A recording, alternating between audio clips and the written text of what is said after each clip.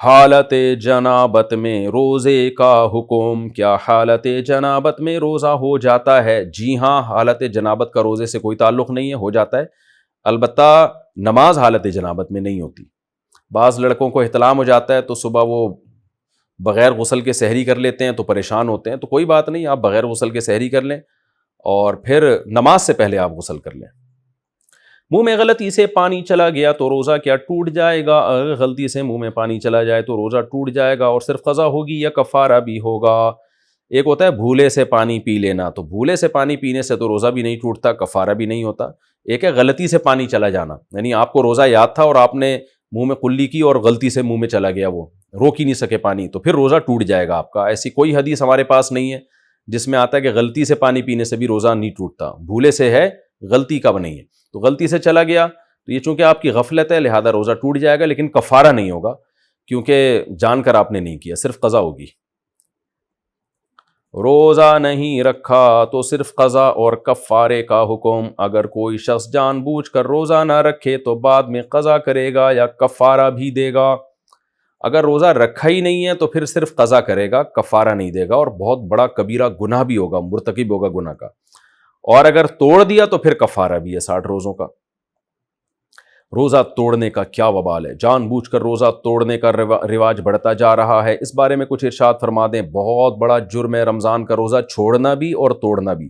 چھوڑ دیا تو قضا رکھنی پڑے گی اور گناہ بھی ہوگا، توبہ بھی کرنی پڑے گی، اور چھوڑ دیا تو کفارہ ہے۔ کفارہ کیا ہے؟ 60 روزے لگاتار رکھنے پڑیں گے، دسمبر جنوری میں رکھ لیں جب دن ٹھنڈے ہوتے ہیں، بیچ میں ایک دن کا بھی ناغہ ہو گیا چاہے بیماری سے ہوا ہو تو پھر دوبارہ سے 60 رکھنے پڑیں گے۔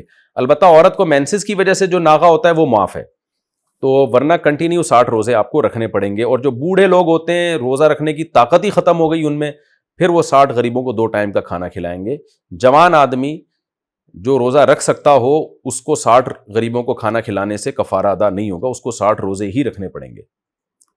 روزہ چھوڑنا کب جائز ہے؟ کن صورتوں میں روزہ چھوڑنا جائز ہے؟ صرف 2 صورتوں میں جائز ہے: بیمار ہونے کا خطرہ ہو یا آپ سفر میں ہوں۔ پریگننسی میں عورت روزہ نہیں چھوڑ سکتی الا یہ کہ بیماری کا خطرہ ہو۔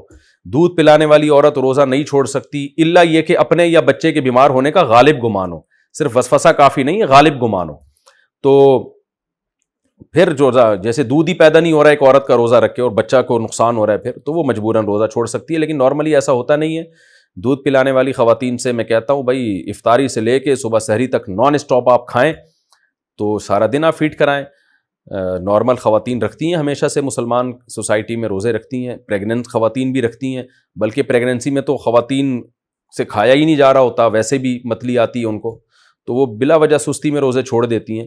بہرحال اگر بیمار ہونے کا خطرہ ہے یا واقعی دودھ اتنا کم ہو رہا ہے کہ بچہ بیمار ہو جائے گا یا اس کا پیٹ نہیں بھرے گا اور وہ بیماری کی طرف جائے گا تو پھر روزہ چھوڑا جا سکتا ہے، تو بیماری میں اور سفر میں۔